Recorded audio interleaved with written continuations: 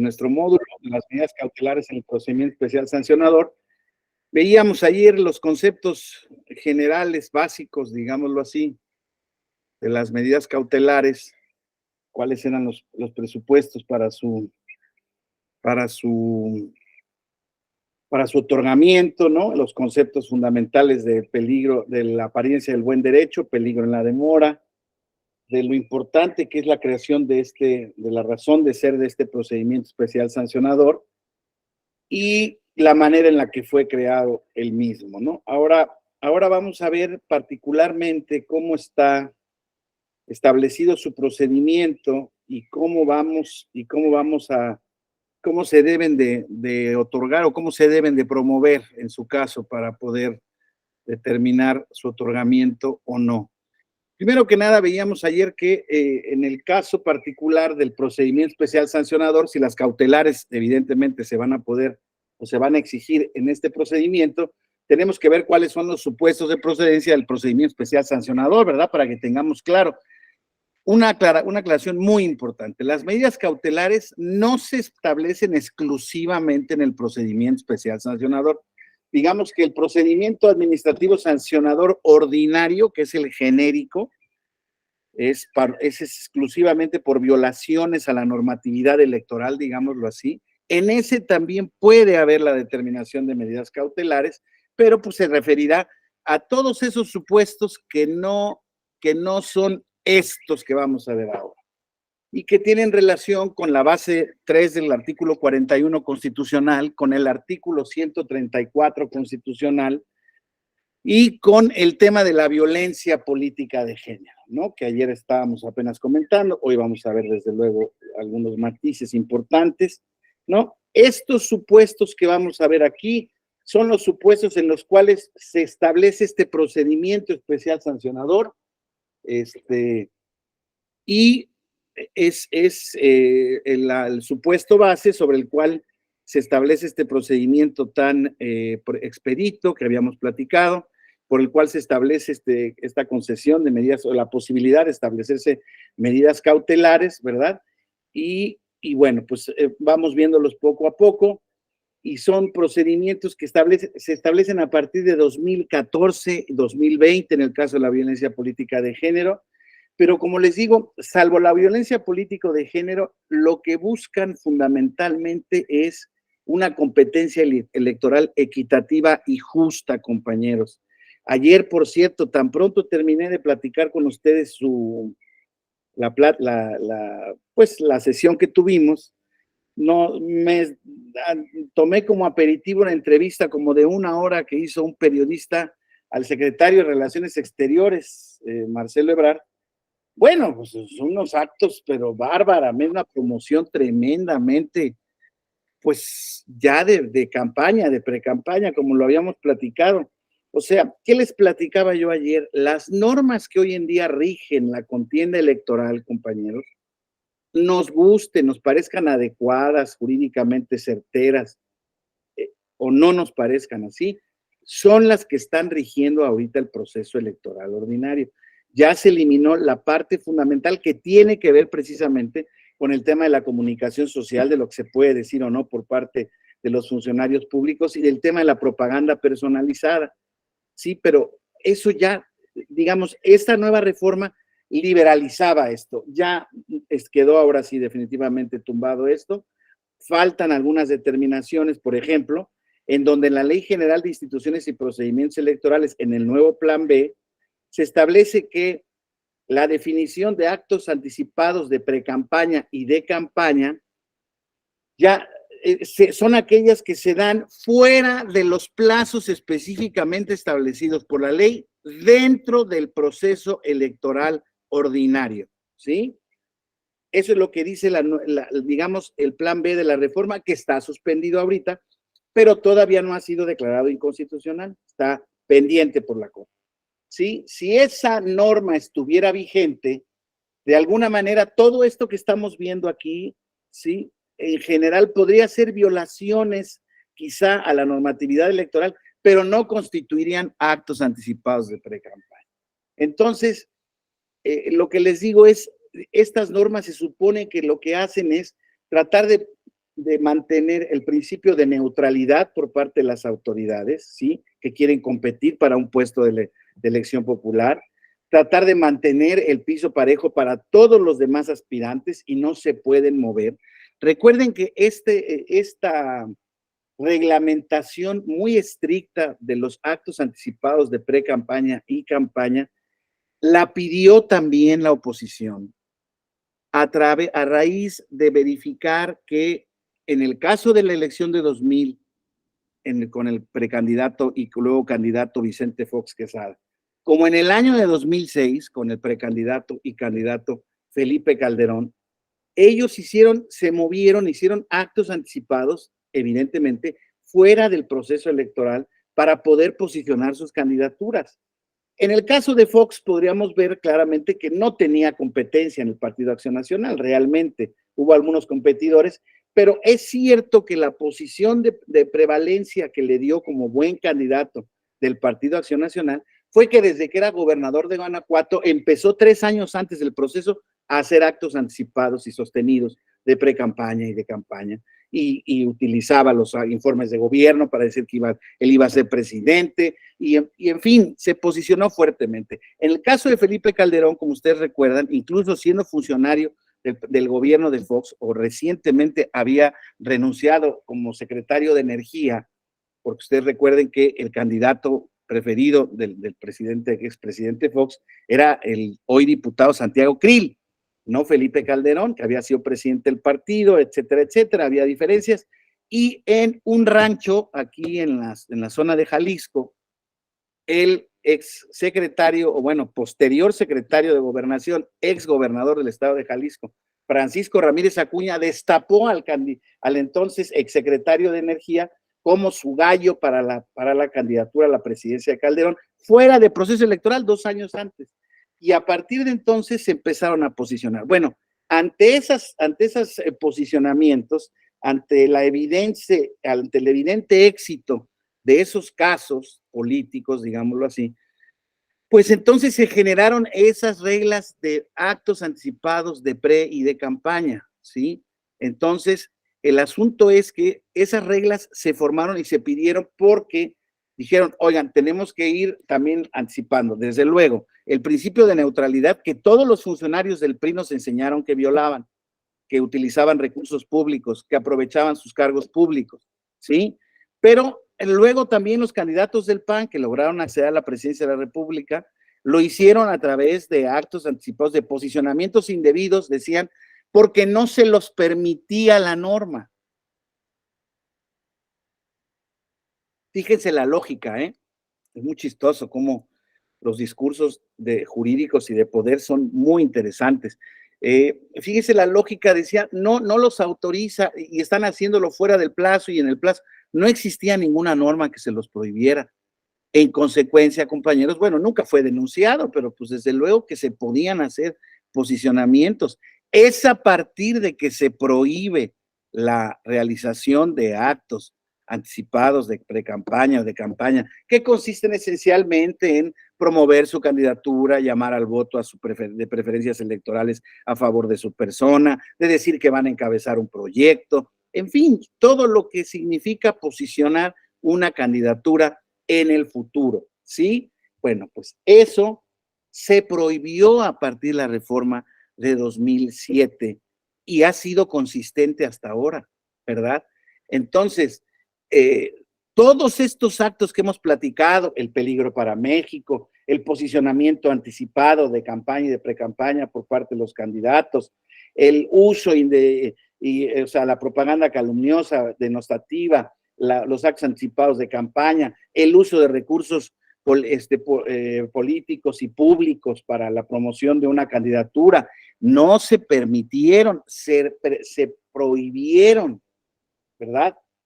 Aquí vamos, supuestos de procedencia. Aquí estamos en esta lámina que estamos viendo ahorita, compañeros. Ayer tenía yo tengo yo a veces la mala costumbre de no referirme a las láminas, compañeros, pero vamos a ver la lámina, ahí están todos los supuestos que están previstos en la base 3 del 41, el 134 y el 471 de la Ley General de Instituciones y Procedimientos Electorales. Conductas que violen reglas de propaganda en radio y televisión. Acuérdense también que esto fue también una introducción de una modalidad de la comunicación político-electoral que se estableció para evitar que los partidos políticos pudieran comprar directamente publicidad. Recuerdan también ese supuesto, donde se llamaba, dicen quienes se encargaban de la reforma, queremos acabar con la espotización de la política. Sí recuerdan, ¿no? ¿Por qué? Porque nos aventaban todos los spots publicitarios. Bueno, pues nada más que la modalidad era que ahí los compraba el partido político, los pagaba. Entonces, con eso se querían eliminar dos cosas fundamentales, que quien tuviera más dinero comprara más publicidad, naturalmente, ¿no?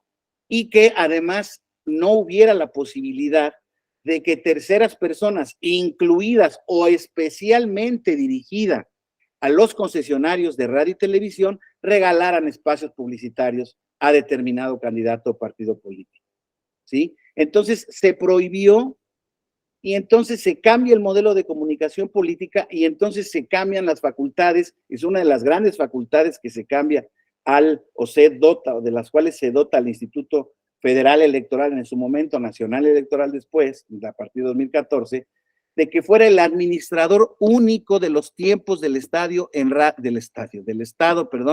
radio y televisión, ¿sí? Entonces, ese modelo dijo no a la compra de los spots, generando una serie de cuestiones, creo yo, lo digo de verdad, que con muy buena intención y creo que con muy buen resultado. Porque hoy en día los partidos políticos tienen acceso a esto exclusivamente por la administración de los tiempos que hace el Instituto Nacional Electoral y que la divide 70-30, esto es 30 de manera igualitaria para todos y 70% restante conforme a su peso electoral, ¿sí? Más o menos, más o menos, así está en términos generales. Ya hablando de minutos, la lógica de la Constitución y de la ley es un tanto trabajosa, no es muy difícil entenderla, pero no es el objetivo de esta charla y nos tardaríamos mucho. Entonces, lo importante es que el INE es el que hace las pautas, recibe los materiales de los partidos políticos y revisa que los concesionarios de radio y televisión, ¿sí?, se ciñan a esa pauta y hagan una serie de cuestiones muy interesantes. Por ejemplo, la propaganda gubernamental que puede pasar cualquier propaganda gubernamental, la que ustedes quieran, del IMSS Bienestar, de lo que gusten y manen, o del Estado en el que están llevándose a cabo procesos electorales, no se pueden pasar en la pauta de esa entidad. Entonces el INE hace un bloqueo por conducto de su unidad técnica de radio y televisión, para efectos de que no se puedan pasar. En fin, es un modelo súper complicado en el que el INE ha invertido un montón de dinero. Esta, por ejemplo, es otra de las grandes razones de por qué el instituto y su aparato técnico, ¿verdad?, administrativo, pues es tan costoso, porque tiene aparatos, software, hardware, para verificar que no se le filtren ese tipo de cuestiones, ¿verdad? Ahora, él tiene determinada una pauta en televisión, ¿sí? Vamos a decir, en este espacio de 5 minutos de publicidad de un programa o de 3 minutos de publicidad de un programa, le toca un spot a Morena, uno al PRI, uno al PAN, uno al PRD, uno al Verde y uno al Partido del Trabajo, ¿sí? Y uno al INE.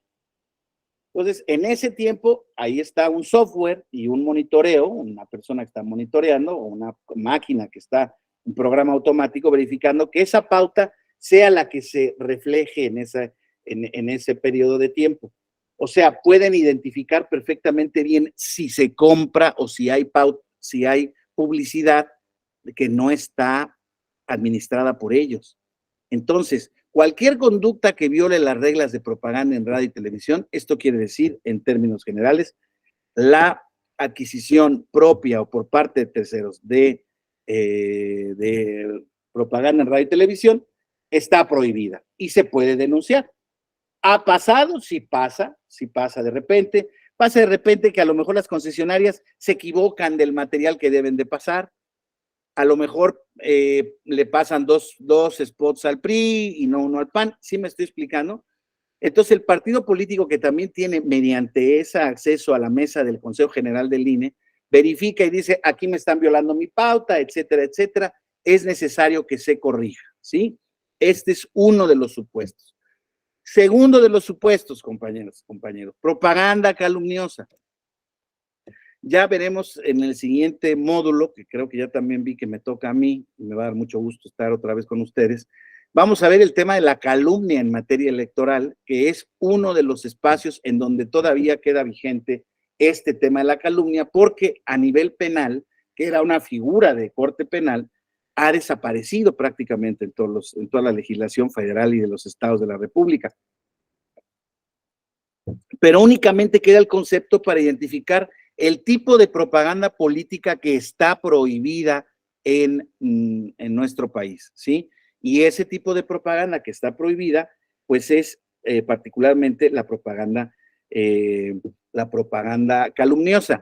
Ya se le quitó la prohibición de propaganda denostativa que tenía cuando surgió este procedimiento especial sancionador, como lo veíamos ayer, ¿sí? Veíamos ayer que este spot de que el candidato era un peligro para México y aprovechando o conectándolo con actos ilícitos de algunos de sus colaboradores, era una propaganda negra que denostaba y que no proponía, etcétera, etcétera, etcétera, y que estaba prohibida en la Constitución, ¿sí?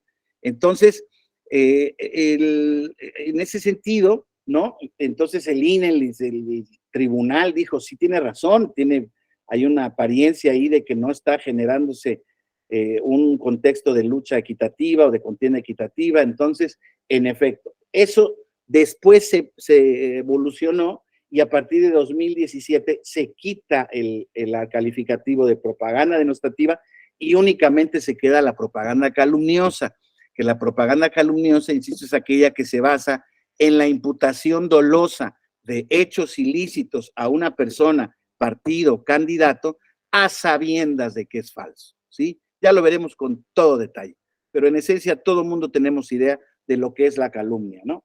Incluso esa propaganda, yo creo que esa prohibición tiene mucho de rusoniana. Recuerdan ustedes que decía el gran Rousseau que en términos de espacios políticos, tu calumnia, que algo queda, aunque sea falso, porque la calumnia parte de una falsedad para considerarse como calumnia, ¿no? Calumnia es imputar dolosamente un hecho ilícito a alguien a sabiendas de que no es cierto que lo cometió. Entonces, dice, tu calumnia, que algo queda, y tiene razón el gran Rousseau en ese sentido. De ahí que en nuestro sistema jurídico sigue prohibida la propaganda calumniosa.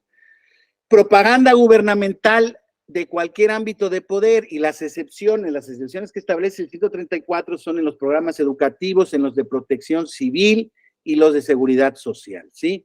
Esos se pueden seguir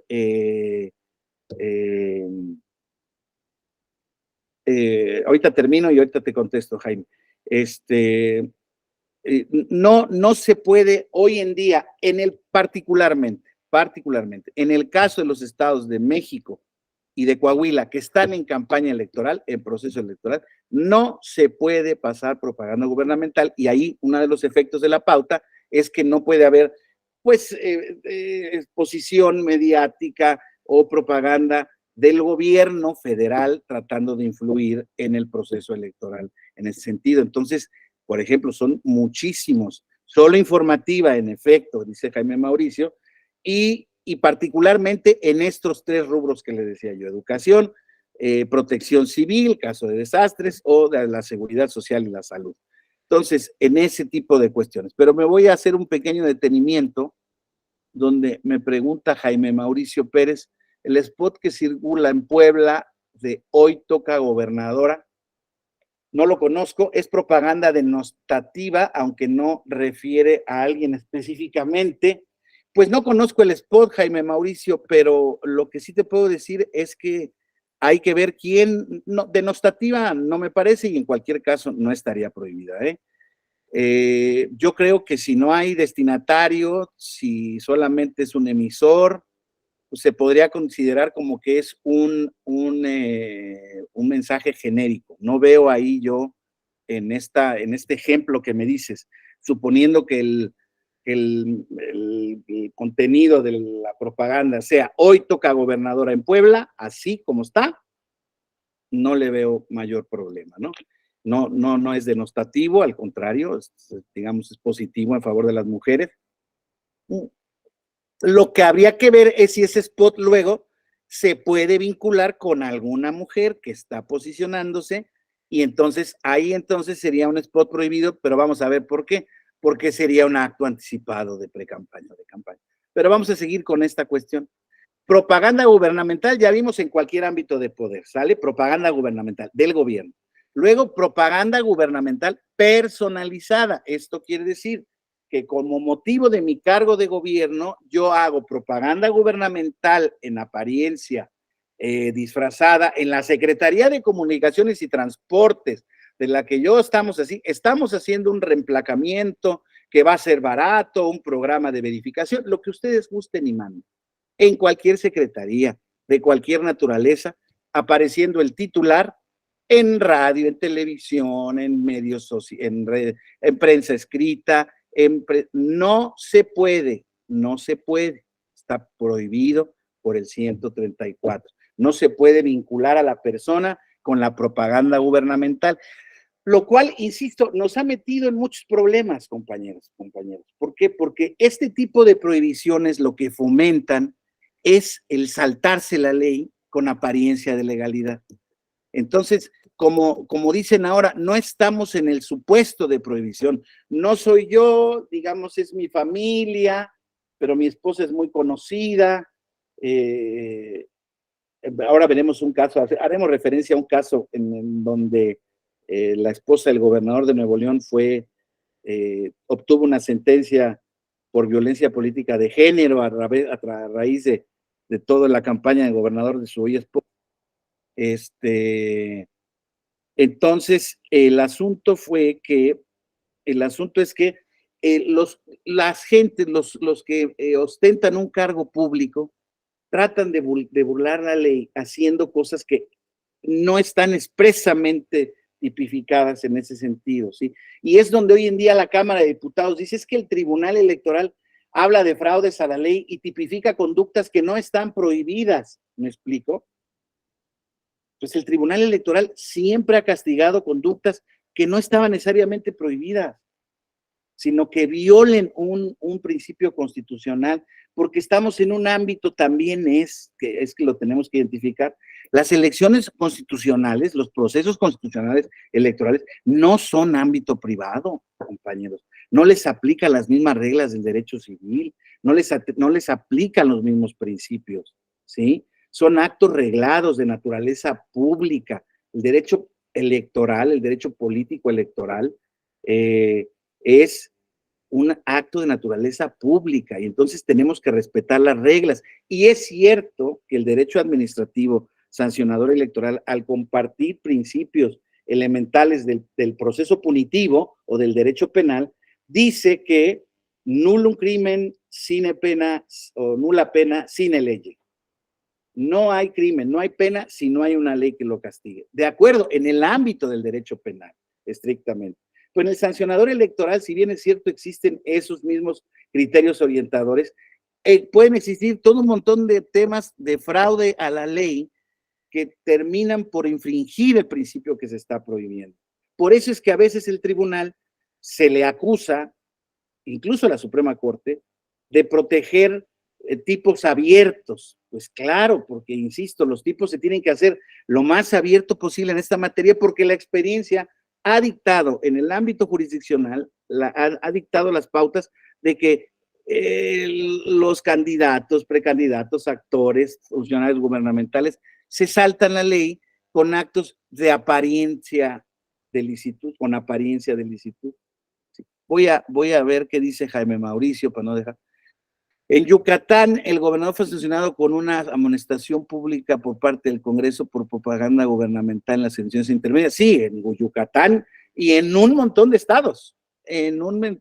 Sí, en su opinión, fue más grande su beneficio que su sanción. Exacto. Para eso están las cautelares, para evitar que eso suceda permanentemente. No el de Yucatán. Ay, ¿qué les puedo yo decir? Si me pusieran a mí ahorita a hacer una recopilación, me tardo yo solito, sin asistentes de investigación, 6 meses todos los días dedicado, 8 horas al día, en verificar y sistematizar todos los casos de procedimiento especial sancionador de diversos tipos, no específicamente de uno, ¿no? De todos los tipos que se han sancionado, las sanciones que se han dado, cuáles son las conductas que se han sancionado. Es altísimo el tema, porque en efecto lo que ocurre es que las sanciones económicas que se ponen, además también por un criterio que el tribunal emitió y que se volvió jurisprudencia, en donde el cálculo para la imposición de la sanción debe de ser mucho más atemperado, ahí lo vamos a dejar. Antes hacían unas multas, pero el verde le han tocado, pero no sé, no me acuerdo, pues una barbaridad, 180, 200 millones de pesos de multa por 2 asuntos específicamente. Acuérdense el caso del PRI, lo castigaron por el doble de los 500 millones de pesos que se le identificaron en el caso del Pemex Gate, también con motivo del proceso electoral de Vicente Fox, se castigó al doble. 1,000 millones de pesos, que sí los pagó, no hubo rebaja en ese sentido. No, bueno, es que ¿qué es lo que ocurre? Dice Jaime Mauricio, pero siempre se le reduce la sala superior. Es que se está en este laberinto espantoso en el que si le impones demasiadas sanciones a un partido político o las sanciones muy altas, pues realmente no las van a poder pagar o los aniquilas cuanto a su cumplimiento. ¿Sí me explico?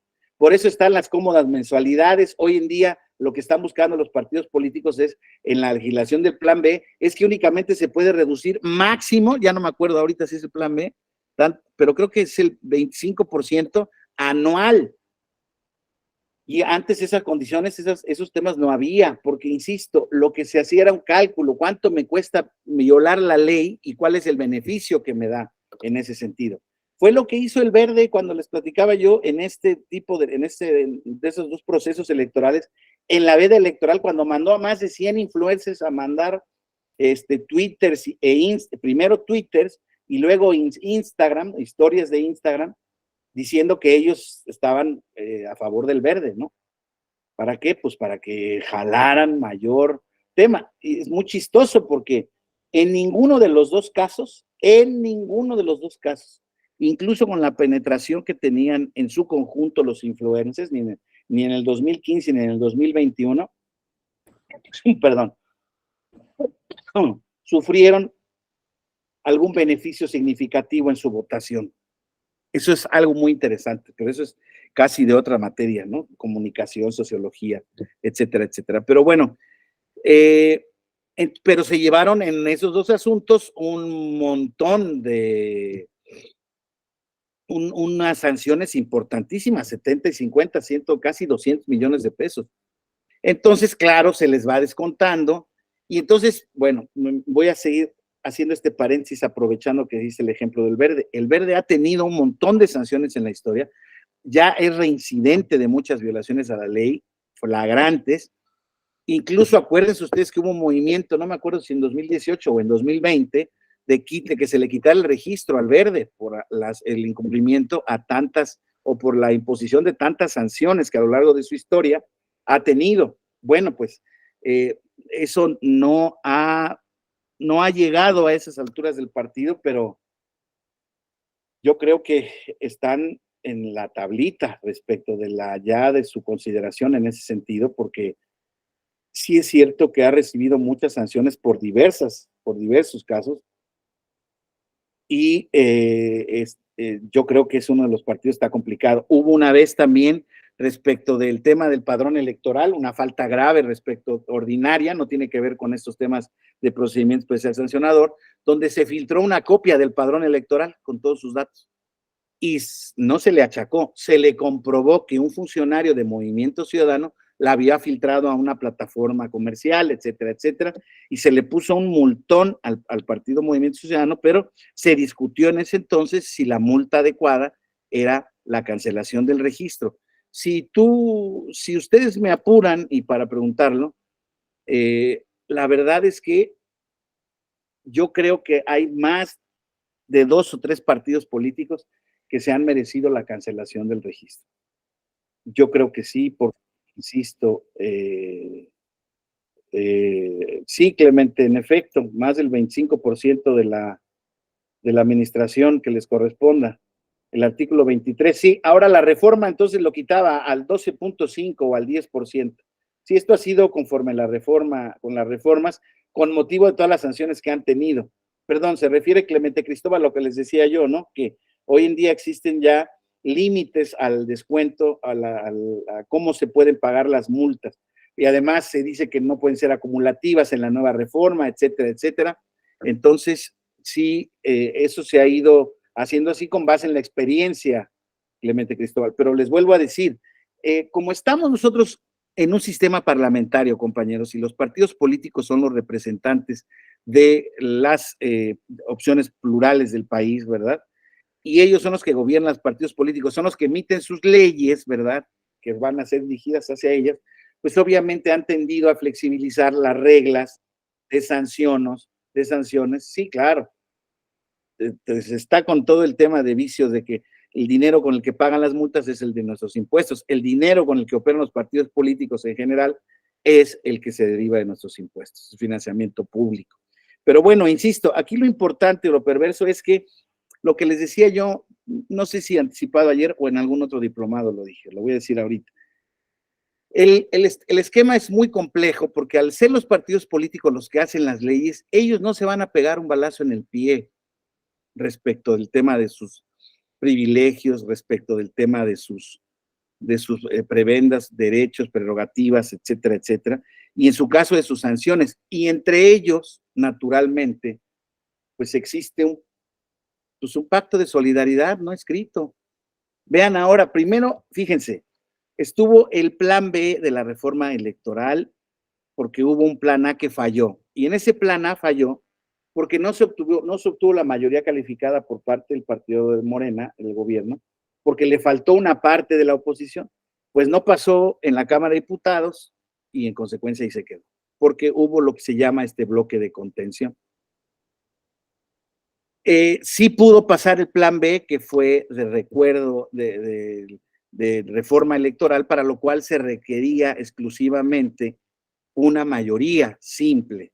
Esa la tuvieron tanto en la Cámara de Diputados como en la Cámara de Senadores y lo sacaron adelante. Pero fíjense que aquí hay un pequeño problema grave y que pues creo que no se dice con todas sus letras. De alguna manera lo que el plan B incluye son todos aquellos desarrollos legales que no pasaron en el plan A. Entonces, casi todas las disposiciones violentan principios constitucionales. Entonces, suponiendo que no se vaya a caer por cuestiones de deficiencias en el procedimiento, híjoles, sí hay cosas que sí van a pasar, o sea, que sí podrían pasar, pero hay muchas otras cosas que creo que no, porque se hicieron como plan B, empezando, pues claro, este tipo de las cláusulas de vida eterna. Había ciertas cosas que ya están prohibidas en la Constitución, que se querían modificar con el plan A, y no sé por qué fue el empeño de, no sale el plan A, pero entonces sale la reforma del plan B. Y insisto, y esto se da en el contexto de un enfrentamiento, creo yo, muy polarizador y muy personalizado por parte de las gentes del gobierno, del partido político en el poder y sus representantes en el Consejo, que fueron auténticamente, pues muy acres, muy agrias, muy confrontativas, muy pesados. Pero bueno, y pues por dos integrantes del ex integrantes del Consejo General, que eran su presidente y uno de los consejeros, que bueno, creo que estaban haciendo su mejor esfuerzo por defender a la institución, ¿verdad? Pero bueno, en ese tema, desafortunadamente, una espiral de confrontación no pacífica, pues siempre tiende a crecer en sentido negativo. No quiero llamar violencia, pero se llegó a puntos, creo yo, muy álgidos. Pero bueno, independientemente de eso, entonces les decía yo, en efecto, este tipo de procedimientos, este tipo de reglas, hoy en día no, bueno, pues hoy en día se quiere desconocer, como lo platicábamos ayer, la facultad de control constitucional de la Corte, ¿no? Era lo que les decía, me parece absurdo.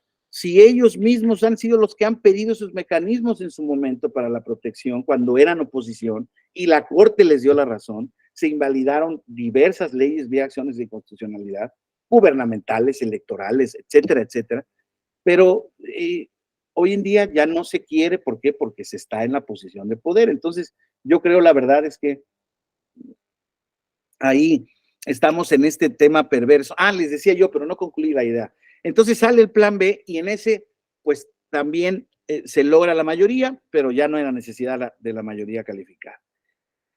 Sin embargo, una vez que ya falló el plan B, que estaba en la impugnación de la reforma, se unieron todos los partidos políticos, salvo uno de oposición, todos, esos fueron todos, y se aventaron un proyecto o amenazaron o amagaron, sí fue cierto, pero con un proyecto para restringir facultades interpretativas al Tribunal Electoral, ¿verdad? Todos los partidos, salvo Movimiento Ciudadano, por sus nombres, pues digo, la verdad es que también hay que reconocerlo, ¿no? Entonces, pues no resulta contradictorio. Por un lado estábamos, no se toca al INE, no se toca la democracia, marchas por aquí, marchas por allá, y por otra parte, a la semana, las 2 semanas, firman una iniciativa para restringir facultades del tribunal que limitaban la posibilidad del ejercicio de acciones afirmativas, reducían la actuación de los poderes del tribunal respecto de la calificación o revisión de actos que ellos consideran parlamentarios,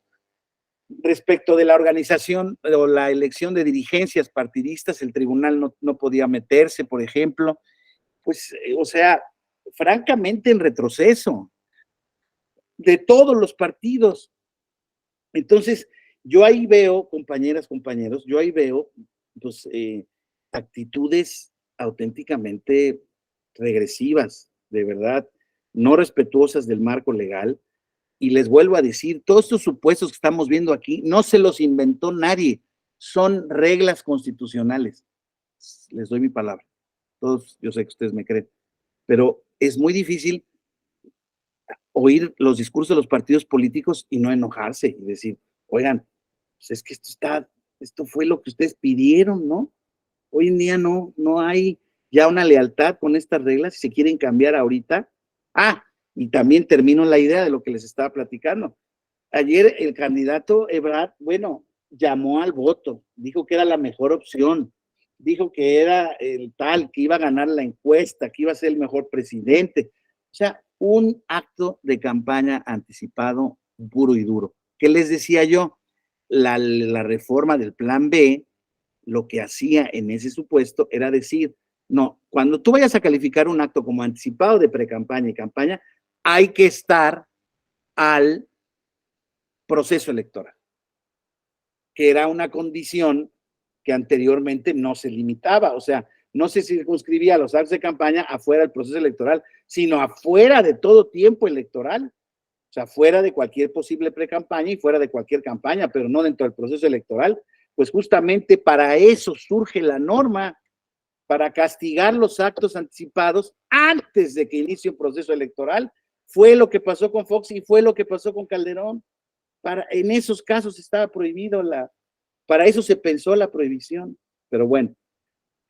Entonces, propaganda gubernamental en sus dos vertientes, compañeras, compañeros, porque hacemos paréntesis, pero regresamos al tema, ¿eh? A mí me gusta divagar y me gusta relacionar temas, pero no cascareo, me gusta ser respetuoso del programa.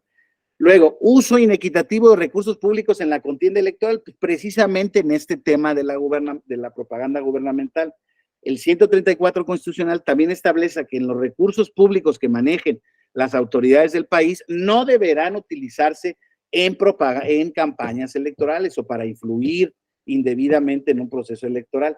Entonces, ¿de qué se tratan las quejas que ordinariamente se dan en este tipo de procesos? De que hay propaganda gubernamental y si no hay propaganda gubernamental, hay uso de recursos públicos en ese tema.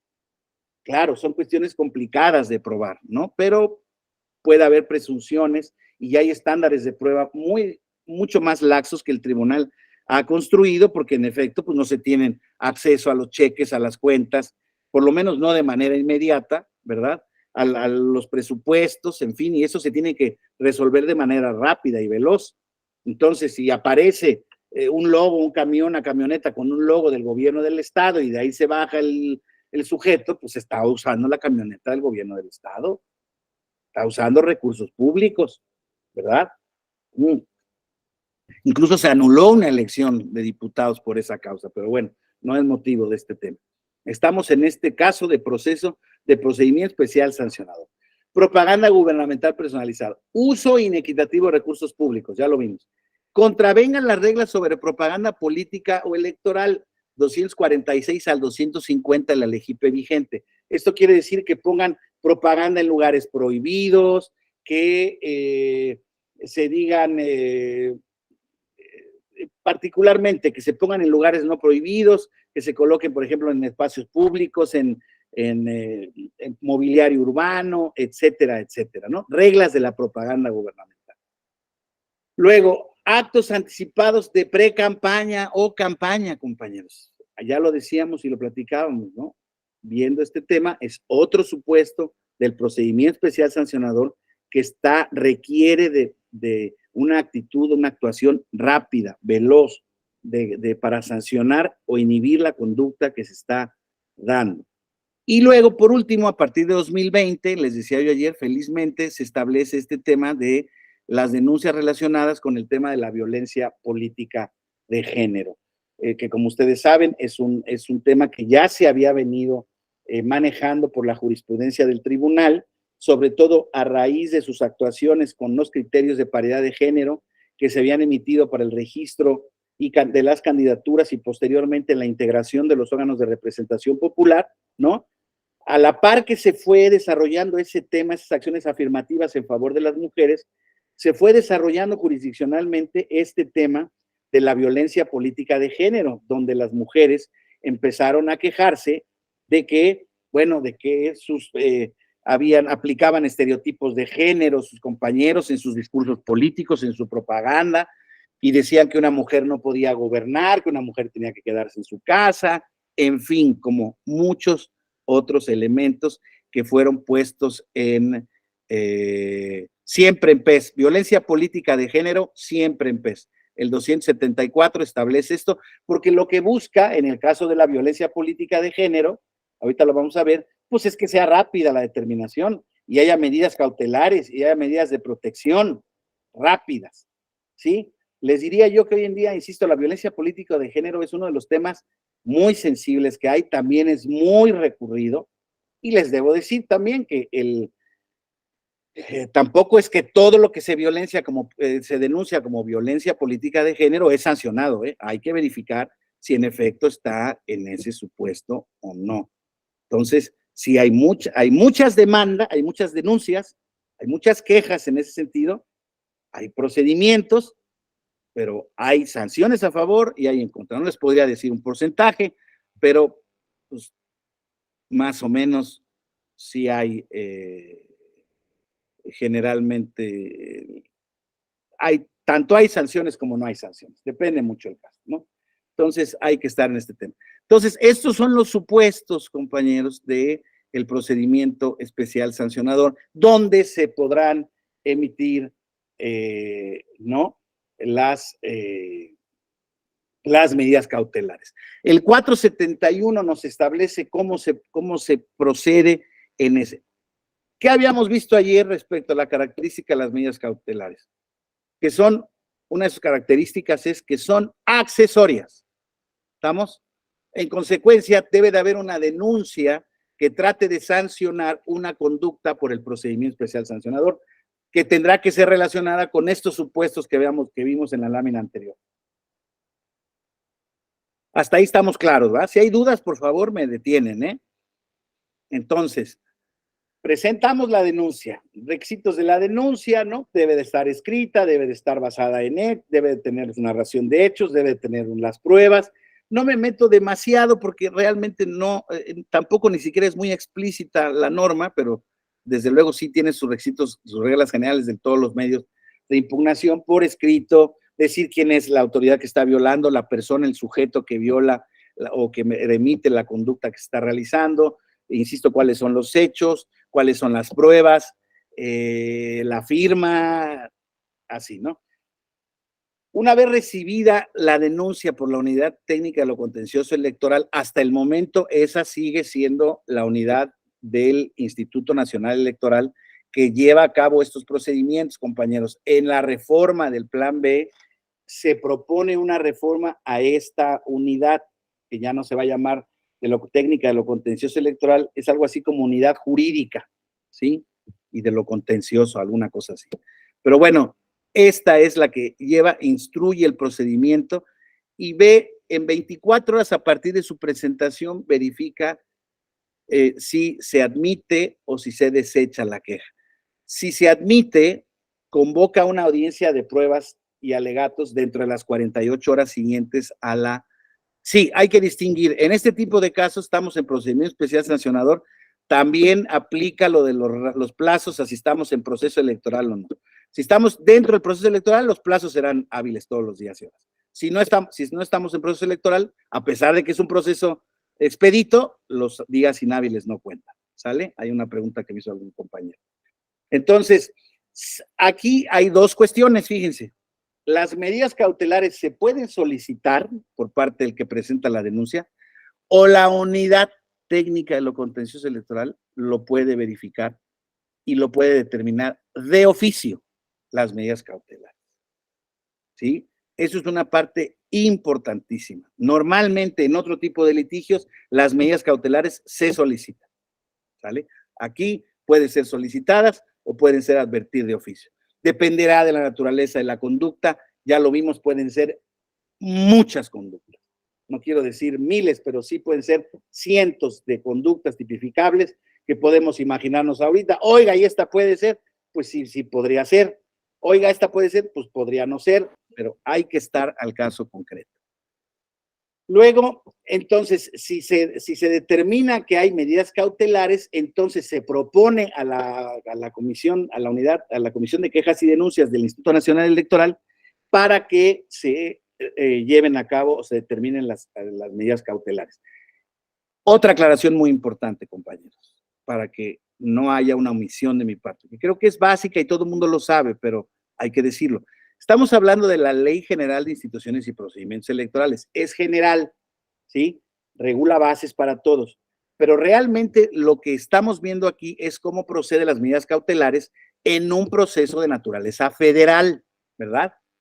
Todos los estados están obligados a establecer en su legislación, y ya está establecido, los procedimientos especiales sancionadores que se lleven a cabo en el ámbito de sus condiciones.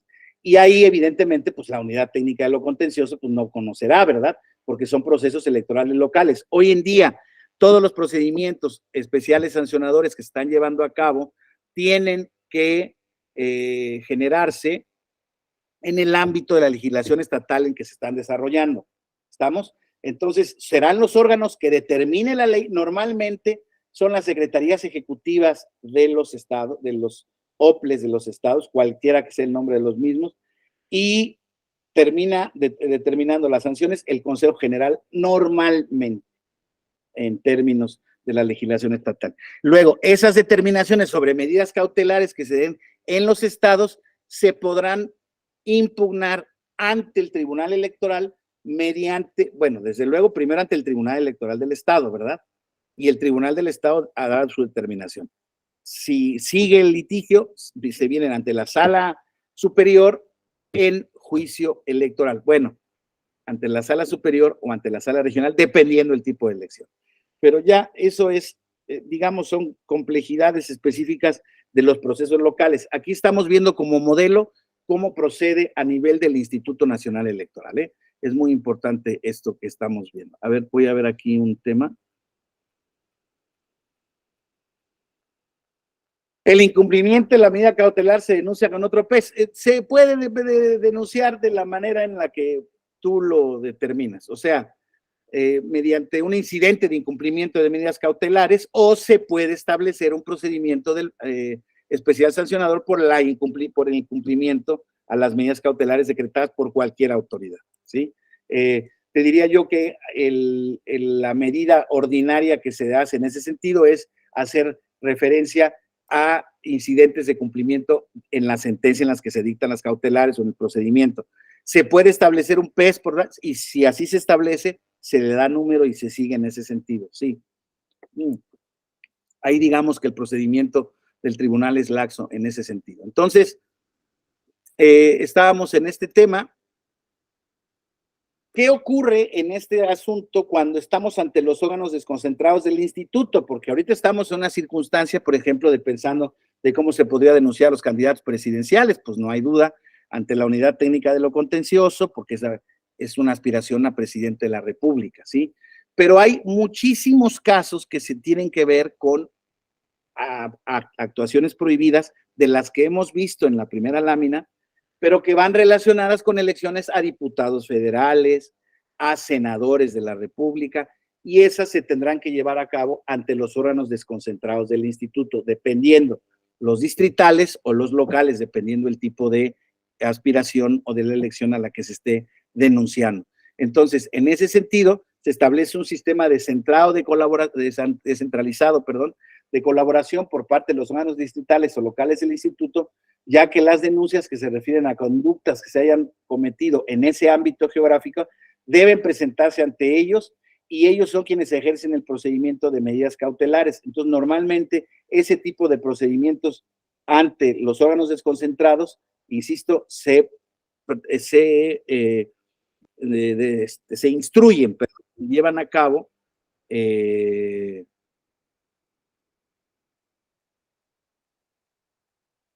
Víctor, sí. Acabamos de ver en esta primera lámina que están aquí, esta primera lámina. Esos son los casos en los que procede PES. Todos los que vamos a decir ahorita. Todos los casos en los que no estén estas conductas se pueden denunciar mediante el procedimiento ordinario sancionador. ¿Sí, Víctor? Si quieres, abre tu micrófono, por favor, para hacerlo un poquito más. De acuerdo, perfecto. Si hay dudas, me lo dicen. Y por lo general el PES, claro, es en procesos electorales, aunque hoy en día se puede denunciar fuera de proceso electoral como estamos, exactamente ahorita. Eres el ejemplo que les pongo yo ahorita. Si hoy en día las bardas que se pintan a favor de una candidata, las entrevistas en las que un candidato se establecen tal o cual, se establecen también actos que pueden ser identificados como de llamamiento al voto, etcétera, etcétera, es el PES, la vía ordinaria. No importa qué espacio del proceso electoral. Es lo que les decía yo y quizá no me expliqué bien.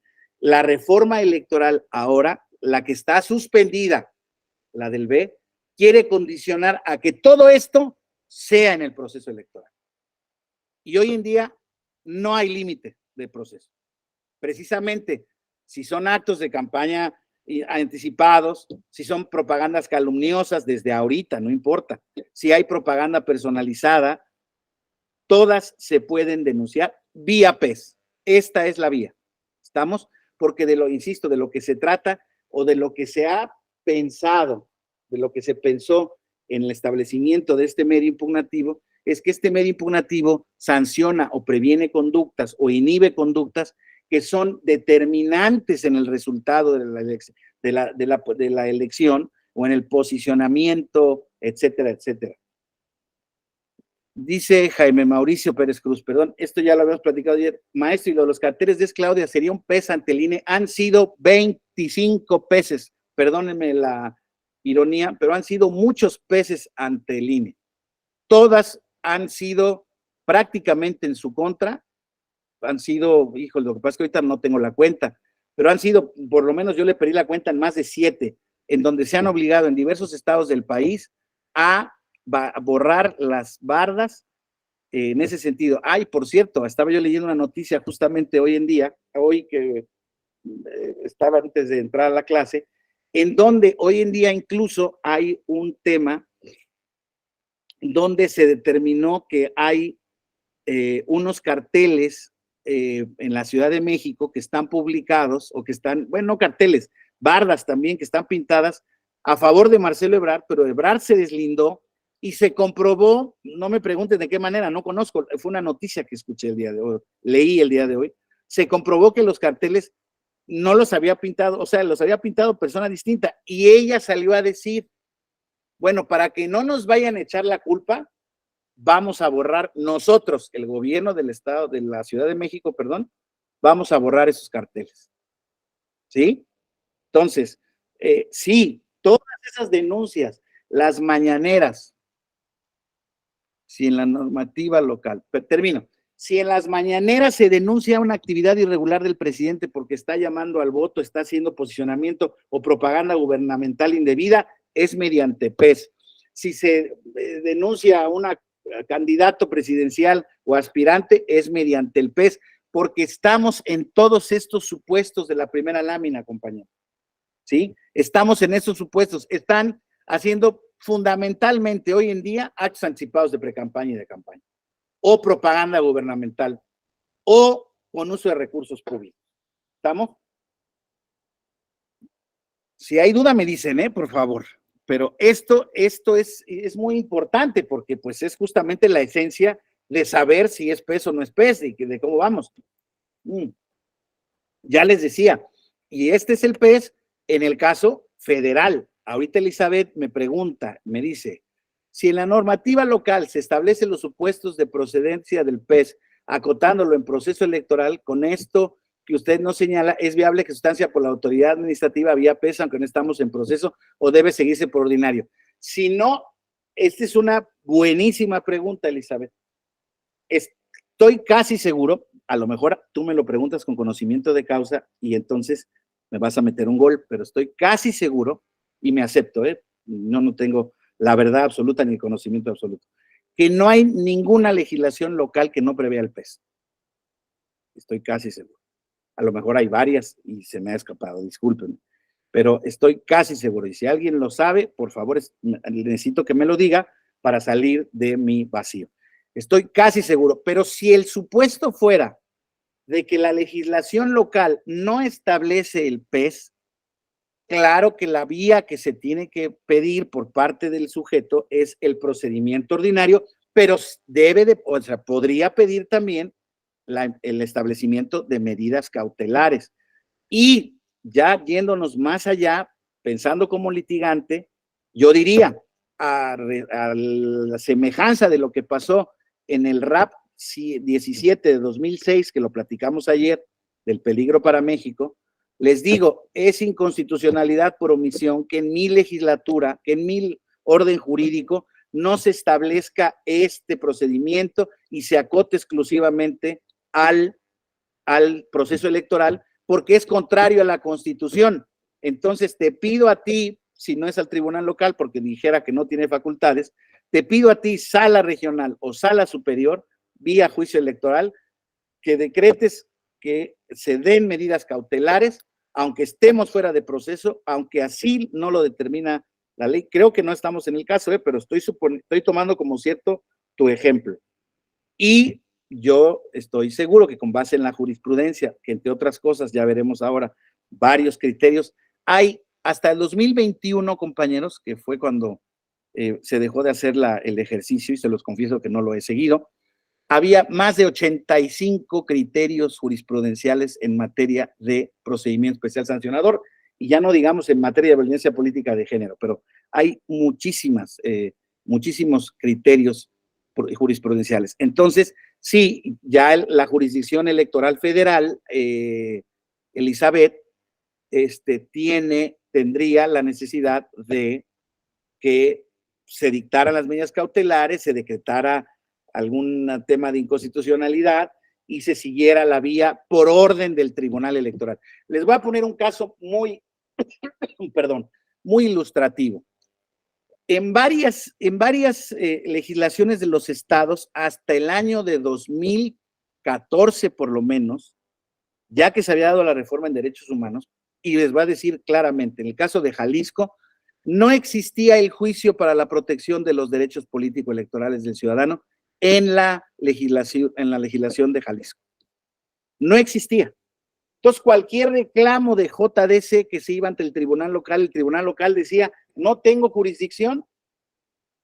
Y entonces, en un principio, pues, no sé qué, pero pronto, no sé qué destino tuvieron las primeras impugnaciones, pero rápido se impugnó ante el Tribunal Electoral de que la legislación de Guadalajara, de Jalisco, no tenía un medio para proteger los derechos políticos electorales del ciudadano. Y el tribunal enseguida sacó una jurisprudencia diciendo, a ver, autoridades locales, administrativas y jurisdiccionales, si en tu legislación no existe un medio impugnativo para tutelar los derechos políticos electorales, emite las reglas y claro que lo tienes que tutelar y le dices juicio ciudadano, le dices juicio general o como tú quieras, pero tienes la obligación de resolver ese tipo de asuntos, ¿sí?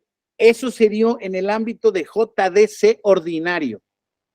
Entonces, volviendo a la pregunta de Elizabeth Arredondo, si existen estas disposiciones que se parecen al plan B, si es que está así previsto en el Estado, y estoy esperando, por favor, si alguien tiene conocimiento específicamente de esa determinación, de esa legislación, para que la pueda ya anotar y la podamos ver y en su caso discutir. Pero todo eso sería contrario a la Constitución. Entonces, sí se tendría la posibilidad de corregir eso mediante la interposición de un juicio. Ese es parte, quizá, a veces del problema de la jurisdicción electoral, que las reglas, como no son uniformes necesariamente, porque sabemos que los estados tienen, de acuerdo a la jurisprudencia de la Suprema Corte, libertad configurativa, salvo los parámetros generales que están en la Constitución, por decirles algo. Los estados pueden establecer sus fórmulas de representación proporcional que quieran, siempre y cuando cumplan dos cosas. No hay una sobrerepresentación o subrepresentación del 8% y existe una barrera legal para participar. Nada más con que se cumplan esas dos, tú puedes ir estableciendo las reglas de representación proporcional que determines. Ah, claro, y debe de haber un principio de proporcionalidad, ¿verdad? Entonces, las legislaciones de los estados, cada fórmula de los estados de representación proporcional, compañeras, compañeros, es distinta entre sí. Son distintas. Introducen elementitos pequeños, pero son distintas todas. Todas. Bueno, hay unas que son impugnadas por inconstitucionales y en efecto hay inconstitucionalidades porque las normas específicas de algunos estados no procuran la representación de las minorías, por ejemplo, o establecen representaciones artificiales en detrimento de las minorías, por decirles algunos de los ejemplos, ¿sí? De los argumentos que se dan, no recuerdo los estados, discúlpenme ustedes, pero son tanto. Cada asignación de diputados, de ayuntamientos, de RP que se dan en la República Mexicana, prácticamente todas son impugnadas en vía local y vía federal, ¿sí? Entonces, en este caso de los PES también, por ejemplo, cuando no se dictan medidas cautelares en un procedimiento local, se va al tribunal local y el tribunal confirma que no hay medidas cautelares, se vienen a la federal y el federal puede dictar medidas cautelares. Lo ha hecho en diversas ocasiones, ¿sí? Estén o no previstas en la ley. Yo estoy prácticamente, insisto, seguro en que en todas las leyes está replicado este procedimiento especial sancionador. A ver, Jaime Mauricio Pérez Cruz, maestro, en el caso de Claudia, tantas sanciones firmes de actos de precampaña podría ser prueba preconstituida para una nulidad por inequidad en la contienda. Puede ser un elemento a considerar, claro, pues desde luego, y las que se acumulen, ¿verdad? Desde luego que sí, un elemento, ¿sí? Exactamente. Para eso se tratan todos estos procedimientos ordinarios y especiales sancionadores. No tienen, qué buena pregunta también, porque ese es un tema bien interesante, a pesar de que estamos en cautelares, que quede claro, aquí me estoy yendo un poquito más arriba de lo que debiera yo, pero sí es importante que lo tengan en presente ustedes, porque el diplomado es de procedimiento especial sancionador. Entonces, las sanciones que se logren imponer o que se consigan en un litigio por parte de un partido político, un candidato, un ciudadano, ¿sí? Serán sanciones, ya se hayan dictado medidas cautelares o no. Vamos a suponer que hubo cautelares y que hubo sanción, o sea, que se tuvo por acreditada esto. Eso constituirá eventualmente un elemento de prueba para poderlo subir a alguna impugnación luego para ver la validez del proceso. pero únicamente como un elemento de prueba, tal como correctamente lo está preguntando aquí Jaime Mauricio.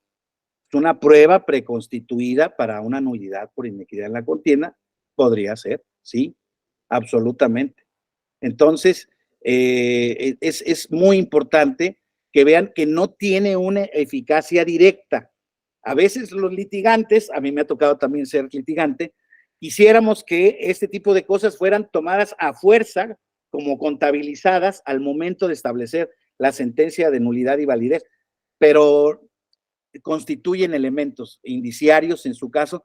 Hay que ver la determinancia, hay que ver la generalidad. Lo que sí les digo por experiencia propia es muy complicado conseguir un hilo lo suficientemente grande, no me ha ocurrido verlo ni como funcionario del tribunal, ni como litigante, un hilo de sanciones que puedan ser determinantes para anular la elección, ni siquiera para, se toman como base, desde luego, en la impugnación. Y les digo, mira, además de estas otras cosas, te digo que inicié tantas denuncias, de tantas no me contestaron tantas, y de tantas 3 me dieron cautelares y me impusieron sanciones. Entonces la sala superior, le digo yo a la sala superior, tómalas en cuenta, maestro, para ver que la nulidad estuvo, el proceso estuvo viciado. Dice la sala, hey, espérame, sí, está mal lo que hizo, ya fue sancionada, voy a ver ahora esto en el contexto del proceso de validez de la elección. Números, resultados, casillas, demás elementos de la elección, y está complicado que la vayan a anular por eso. Sí, si lograras sentencias firmes una tras otra, yo creo que sí, yo creo que, no recuerdo, pero creo que tiene como 6 o 7 sentencias firmes. 6 por lo menos tiene firmes la jefa de gobierno, pero el tema es que son por determinadas número de bardas, ¿me explico? Por decirles algo, se han denunciado, por decirles algo, un número, 100 bardas, y se le ha sancionado porque les comprobaron 10, ¿me explico? Entonces, sí está el acto irregular, pero no como se denunció, ¿me explico? ¿Por qué? Porque en ese tipo de prácticas, cuando ya la cosa se pone complicada, pues se mueve la estructura, pues para aparentar que no se violó la ley. Dice Víctor Amezco, ante la indiferencia de los que hacen esos actos sancionables, ¿qué pueden hacer el tribunal si lo están ignorando? La sanción no debe ser incrementada por ser servidores públicos. Sí, bueno, porque un ciudadano posible candidato puede ser accedido de campaña y puede ser sancionado, pero no por ser funcionarios públicos debe ser una sanción calificada. Sí, bueno, no se establece como tal, Víctor, así, pero mira, sí, la propaganda gubernamental, o sea, los actos de los servidores públicos están prohibidos, están sancionados. Un ciudadano tiene prohibido hacer actos anticipados de precampaña. Yo te voy a decir, el servidor público que tiene normalmente propaganda gubernamental indebida, normalmente lo está haciendo fuera del proceso electoral y entonces está constituyendo también actos anticipados de campaña, y eso se debe de tomar en cuenta para emitir la sanción. Eso sí se toma en cuenta, ¿eh? Ahora, insisto, aquí estamos en el tema de qué tanto es tantito, pues vamos a ver, porque les vuelvo a decir, están hoy en día en la jurisdicción del tribunal, hoy en día no les voy a decir el número exacto, pero sí por lo menos 200 casos de actos anticipados de campaña, y de los 200 por lo menos la mitad, un poco más, están siendo denunciados, particularmente los candidatos a la presidencia o los precandidatos a la presidencia del partido Moreno. La jefa de gobierno, el canciller y Adán Augusto, particularmente ellos tres, el secretario de Gobernación. Y para mí no sería muy difícil incluso imaginar que desde luego que parte de las denuncias vienen de la oposición, pero también parte de las denuncias vienen de fuegos amigos, ¿no? O sea, son estrategias también. Ese es parte del problema, ¿no? Y yo no sé hasta qué punto realmente el desgaste de esta sucesión anticipada pues vaya a tener buenos o malos resultados. No tengo idea, pero a mí no es un caso que crea yo que están actuando con, pero no sé, no tengo idea, yo no soy que estratega política, no tengo idea. A mí A mí me suena en efecto mal una estrategia que viola la ley, pero no sé. Bueno, entonces, Víctor, ya quedó claro entonces, procedimiento especial sancionador, esos supuestos nada más. Esos son sí y solo sí, procedimiento especial sancionador, fuera y dentro del proceso electoral. Así de sencillo, era ¿sí? Estamos en este tema. Entonces, fuera de estos supuestos, insisto, se puede denunciar cualquier conducta y se puede denunciar también, insisto, el otorgamiento de medidas cautelares por otras conductas que no son estas. Digamos, estas son las que están tipificadas para el procedimiento especial sancionador. Entonces, estábamos ya en este caso de los órganos desconcentrados del instituto y aquí, bueno, entonces ya vimos, las medidas cautelares las puede emitir. ¿Quién las puede emitir, compañeros? La unidad técnica de la Comisión de Quejas y Denuncias del Instituto Nacional Electoral, ¿sí? Y contra esa determinación puede ser impugnada ante la Sala Superior mediante un recurso de revisión de esas medidas cautelares emitidas en el procedimiento especial sancionador. En el ámbito local se pueden emitir también, pues normalmente por el Consejo General del OPLE correspondiente, se pueden impugnar en primera instancia ante el tribunal local del estado del que se trate, y lo que determine el estado de que se trate puede ser impugnado ante las salas regionales o del tribunal electoral en relación con la elección de que se trate. Entonces, ya respecto del tema de la sanción, etcétera, etcétera, ya eso será motivo de la sala, regional. Medidas cautelares. ¿Cuándo serán procedentes las medidas cautelares? Las reglas de procedencia o las instrucciones de procedencia para la Comisión de Quejas y Denuncias del INE están previstas en el artículo 38 del Reglamento de Quejas y Denuncias del INE, que básicamente dice lo que les estaba yo diciendo, ¿no? Que los requisitos que debe de llevar la demanda y que se advierta que existe un riesgo específico en la tutela, protección de un derecho fundamental. Competencia, Consejo General, Comisión de Quejas y Denuncias, y órganos desconcentrados del INE en el caso en el que exista el INE. El Consejo General será cuando la admisión de quejas o la admisión de medidas cautelares por alguna circunstancia sea impugnada mediante recurso de revisión ante el Consejo General, ¿sí? No existen días inhábiles para su dictado en proceso electoral, ya lo platicamos. Procede su solicitud en todo tiempo y ya quedamos, requisitos de la solicitud por escrito, está relacionada con una queja, etcétera, etcétera, etcétera. Improcedencia de las medidas. ¿Cuándo se determinan como improcedentes las medidas? Pues cuando en esencia no se formulen correctamente, por decirles algo, se piden una medida cautelar distinta a la conducta que se está denunciando. Acuérdense que son accesorias, ¿verdad? Entonces, si la medida cautelar que se pide no guarda relación con la conducta que se está denunciando, pues simple y sencillamente no hay una congruencia en la causa de pedir de las medidas y de la denuncia particular. Si de la investigación preliminar realizada, ojo, este otorgamiento de las medidas cautelares, veíamos ayer que tienen un aro de provisionalidad y en consecuencia hay una gran capacidad, ayer decíamos que se dice que hay una gran capacidad prudencial, la máxima capacidad prudencial que puede tener un juez, porque realmente, insisto, está juzgando a raíz de su prudencia. Pues sí, pero la prudencia tiene que haber una investigación preliminar si hay elementos para derivar que hay un indicio de que se están llevando a cabo las conductas denunciadas. Oiga, le vengo a decir que el señor tal que quiere ser gobernador del estado tal tiene 60,000 espectaculares en todo el estado. Ah, bueno, ¿cuál es la prueba que me ejerces? No, le pido yo que la oficialía electoral del OPLE lo investigue. Y ya nada más en una visita, en un recorrido preliminar, podríamos decir, ¿sabes? Lánzate a ver cuántos espectaculares encuentras de este señor. Oye, pues en una visita de 1 hora y media o 2 horas que hice por las calles, no me encontré ninguno. Ah, bueno, pues no te doy cautelares, no me asignas una prueba y de la pequeña investigación preliminar que estoy haciendo. Distinto sería, oiga, jefe, salí aquí y en 6 avenidas hay 6 espectaculares. Ah, ahí te van las cautelares. Sin que determine yo todavía si los puso, si se deslindó, cuánto cuestan, nada. Estamos en preliminares. ¿Estamos?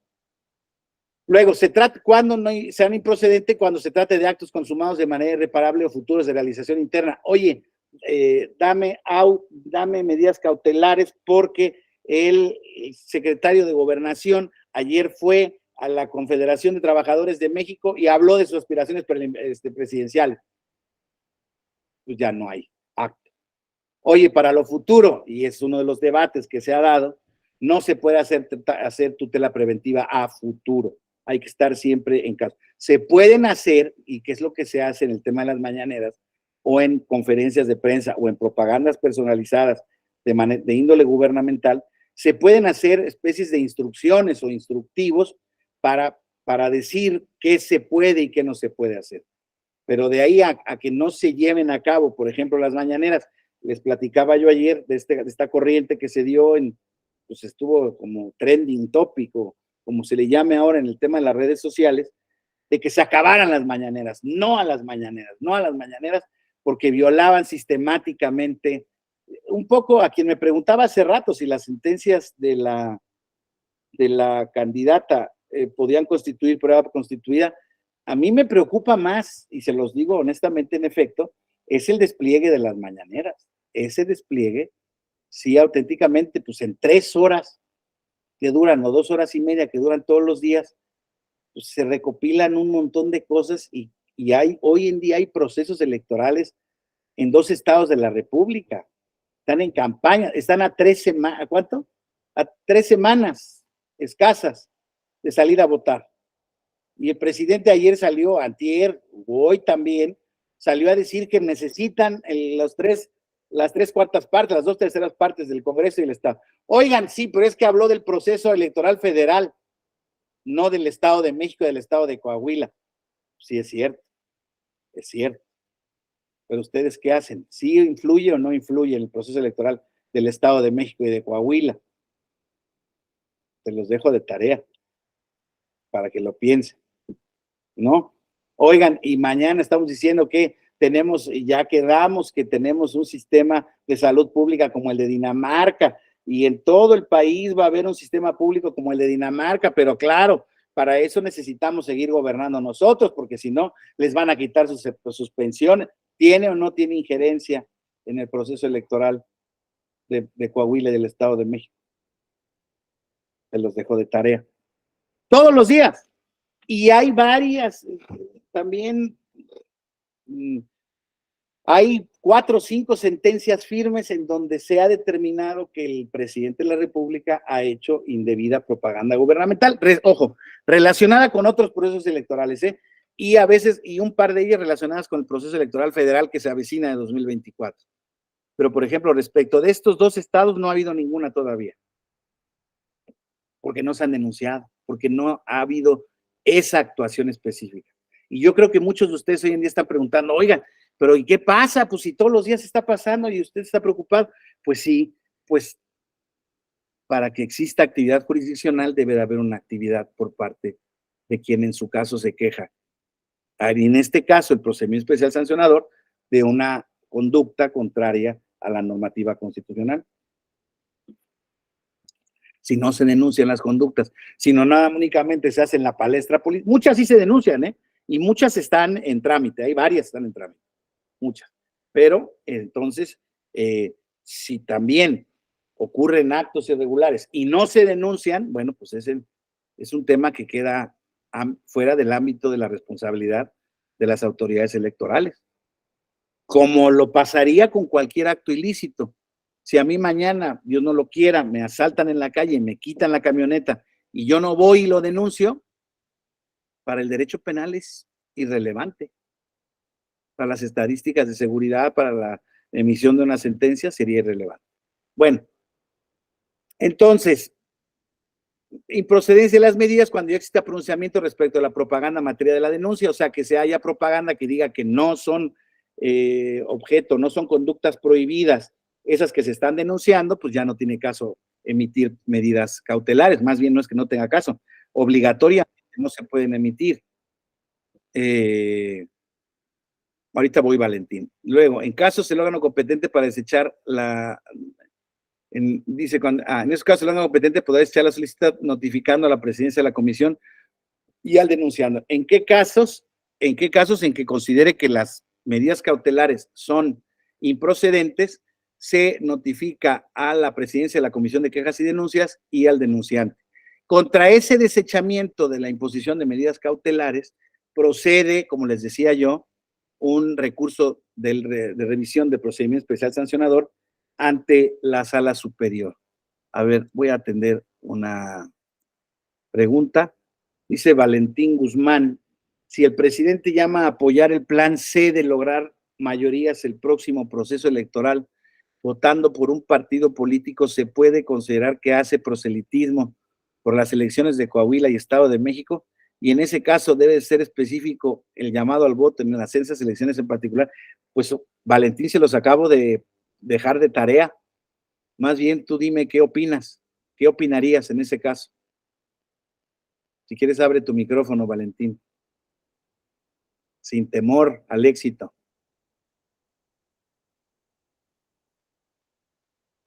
A ver, mientras se anima Valentín, Karina dice, en mi opinión, sí se influye. Karina del Prado Pantoja. Y justo en la mañanera de hoy dedicó un tiempo a transmitir un discurso que dio a los migrantes en USA cuando estaba participando para ser presidente, si bien es hecho paso, y este hecho pasó y eso ya lo hizo. Lo cierto es que de cara a los comicios en 2024, en que habrá de elegirse el cargo a la presidencia, sí tiene una influencia sobre el electorado. Los partidos son una carta de idea política. Laura Hernández dice, claro que sí influye. Pero si nadie presenta sus PES, no pasa nada. Eso es lo que les estoy diciendo. En todas las mañaneras hace lo propio el presidente. Eso es lo que les estaba yo diciendo. A mí me preocupa más bien ese tema. En este caso, legitimados son para estos PES. No, cualquier ciudadano puede denunciar al presidente de la República, a un candidato, a un secretario. Ahí no hay un interés personal y directo. Ahí, digamos, aquí sí hay una especie como de interés difuso de control de la legalidad y la constitucionalidad de estos. Entonces, cualquiera puede denunciar en cualquier tema. Entonces, bueno, pues ya no me contestaste, Valentín. Un par de tus compañeros dicen que sí influyen en estos temas del plan C en los procesos electorales de Coahuila y el Estado de México. Pero bueno, si no quieres participar, yo te doy mi opinión. En mi opinión sí influyen, claro que influyen. Todo esto influye directamente en los procesos que ya están cerrando, porque además, esto habría que verlo además como tema de un contexto. En un contexto, naturalmente, en otras mañaneras de hace mucho tiempo, donde ya le prohibieron hablar del Estado de México, ya hubo un pronunciamiento del Estado de México y se le prohibió hablar. Él decía que la maestra Delfina era la única que podía llevar a cabo el proyecto transformador en el Estado de México y que el candidato Guadiana era el único que podía llevar en Coahuila. Ya no lo ha dicho, y eso pues es un rayo de esperanza, perdón que se los diga yo así, ahora sí que usando los mismos términos, pero ya no ha dicho, ya no ha, digamos, no ha retado. A ver, Valentín, ya te animaste. Me parece que si bien no hace un llamado al voto a un candidato en particular por las elecciones parlamentarias, y aunque no hay inicio, creo que en los hechos sí se vulnera el principio de imparcialidad. Hay que se está en un proceso electoral, aunque en particular en 2 estados, pero claro, el mensaje llega a los electores de pedir. Parte de lo que se supone que está pasando ahorita, o debe de estar pasando ahorita, Valentín, es que la pauta del INE, las mañaneras no se pautan en esos 2 estados. Pues sí, pero las mañaneras no se pautan, porque además, perdón, creo que ya hay datos en ese sentido. Las mañaneras hoy en día las ve muy poca gente. El problema es que se replican en redes sociales y en noticias y en todo el día. Entonces ya no importa quién las ve o quién no las ve, el asunto es que lo que dice el presidente tiene repercusiones todo el día. Y perdón que lo diga en ese sentido, ese es uno de los puntos que nadie le puede regatear al presidente, ¿no? El presidente ha establecido mediante ese recurso que a muchos no les gusta, les parece sobado, les parece un abuso. El presidente todos los días se levanta y habla 3 horas de lo que quiera, ¿no? Oiga, ¿usted qué opina del agua? No, tenemos acciones contra el agua, sí, qué bueno que me preguntas eso, porque yo cuando era candidato, a mí en la corte me quiso tal o cual cosa, y qué opinan de los ministros de la corte, y miren cuánto ganan los ministros de la corte, hora y media después de ese tema. Entonces, desde luego que el riesgo está en esos temas, ¿no? Bueno, pero ya seamos serios y sigamos terminando este tema que nos está generando en este tema. Sí, la unidad técnica advierte que hay materia para conceder las medidas cautelares, propone el acuerdo a la comisión, ya lo veíamos, para que resuelva en 24 horas en los que haciendo el análisis de los elementos, haciendo el tema de la apariencia del buen derecho y peligro en la demora, funda y motive sobre la prevención del daño irreparable, el cese del hecho que cause la violación y el apercibimiento en caso de incumplimiento. Para quien preguntaba, sí se incumplen muchas veces las medidas cautelares y normalmente se denuncia su incumplimiento en un medio impugnativo que hace referencia al procedimiento en el que se dictaron las medidas cautelares. ¿Se puede establecer otro PES? Sí, se puede establecer otro PES y se sigue con motivo del incumplimiento de las medidas cautelares. Entonces, claro, si se sigue en el procedimiento posterior del PES, pues naturalmente al verificar el incumplimiento, pues se da una sentencia inmediata, ¿no? O sea, otras cautelares reafirmando ya una determinación firme y también con apercibimiento con la imposición de la sanción particular que se haya previsto. El acuerdo en que se dicten medidas cautelares, se debe de ordenar la suspensión de los hechos de las medidas en un plazo no mayor de 48 horas. Si son materiales de radio y televisión, se ordena la suspensión. ¿Para qué ese es el plazo? Porque hay quien dice, oiga, lo debería de decir de manera inmediata, sí, pero hay circunstancias fácticas de cuestiones materiales en donde el cumplimiento de las mismas no es de tan fácil realización, ¿no? Entonces, se le da la oportunidad para que quien está sancionado o quien está determinado con la imposición de cautelares pueda llevar a cabo los mecanismos para cesar la propaganda indebida, para quitarlo, modificar el material, etcétera, etcétera. Si son materiales de radio y televisión, se ordena la suspensión de la transmisión en un plazo no mayor a 24 horas. Creo que ese es un tema de deficiencia de la ley. Se debe de determinar de inmediato, no importa lo que se tarde, pero bueno, son cuestiones menores, ¿no? Se puede ordenar la sustitución de materiales para que los mismos se sustituyan en el plazo citado. Es lo que ordinariamente ocurre, compañeros. Entonces, incumplimiento de las medidas cautelares. Cuando la unidad técnica tenga conocimiento del incumplimiento de las medidas cautelares, aplicará medidas de apremio, amonestación pública, multa de 50 a 5,000 UMAS al año, auxilio de la fuerza pública y arresto hasta por 36 horas. Y con independencia de la medida de apremio y de la posible existencia de cualquier otra responsabilidad, la unidad técnica podrá dar inicio a otro expediente por separado para investigación de supuesto incumplimiento de medida cautelar dictada. Ahí está lo que platicábamos hace un momento. Miren, este tema de las mañaneras que ya existía, aquí les estoy dando este ejemplo, pero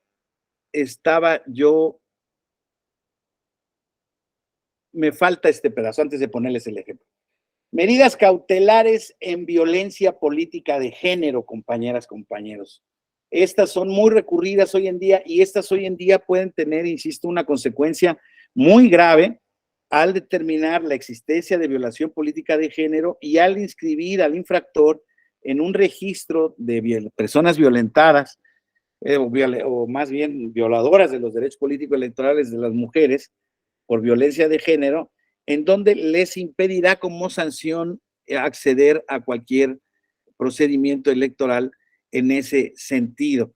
Ahora, aquí es importante que establece el artículo 44-42 de la Ley General de Instituciones y Procedimientos Electorales que el procedimiento especial sancionador es invariablemente la vía para este tipo de quejas.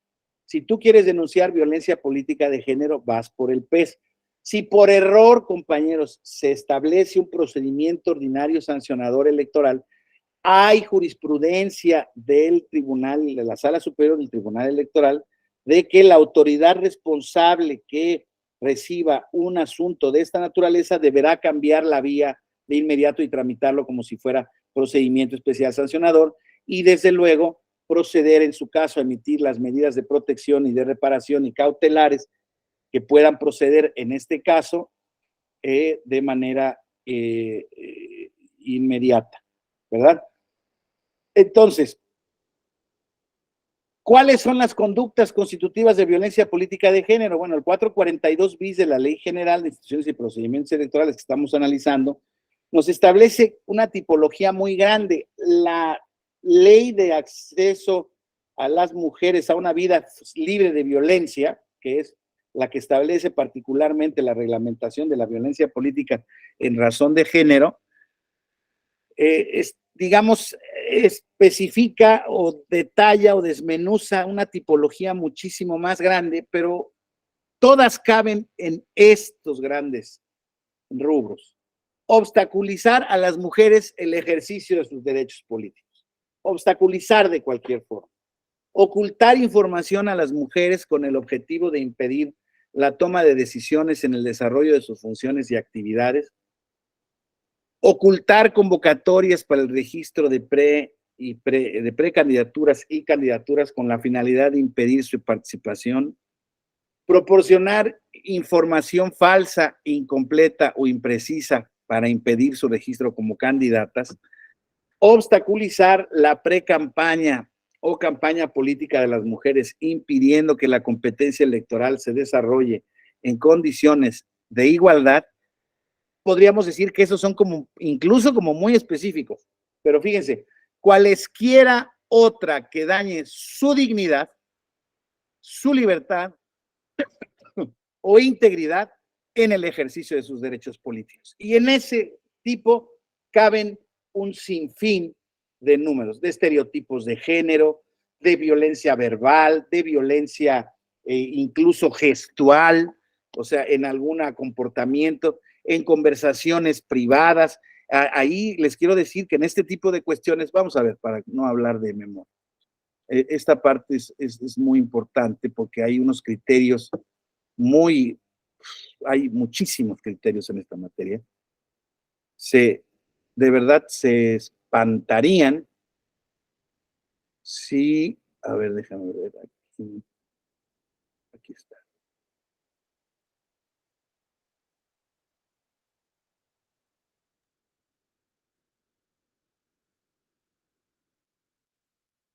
Fíjense que, bueno, primero que nada, estos son los grandes temas sobre los que ha emitido hasta el momento jurisprudencia o criterios ordenadores o orientadores la Sala Superior respecto de violencia política de género, para tener por acreditada la misma y para que las mujeres se puedan defender en ese sentido, ¿no? Donde se puede dar en el acoso laboral, ¿no? Deber y vigilancia de los partidos políticos, de las autoridades, de los jefes directos de una mujer. ¿Cuál es el estándar probatorio que se exige para establecer, por ejemplo, quien decía, oiga, pues es que es muy difícil probar la violencia política de género en una conversación que se tuvo, por decirlos algo, entre el presidente del partido y la candidata, porque fue una conversación privada, pero me dijo de todo, lo que ustedes gusten y manden.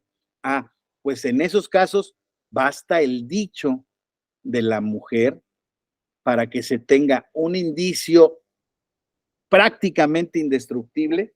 O sea, ese indicio únicamente admitiría prueba en contrario para acreditar la violencia política de género. Por eso mucho cuidado, fíjense, para aquellos que tengan a su cargo mujeres, tengan alguna labor bueno, ni siquiera debe de ser vertical, o sea, compañeros de mujeres deben de tener mucho cuidado, fíjense, con los estereotipos de género, con el lenguaje incluyente.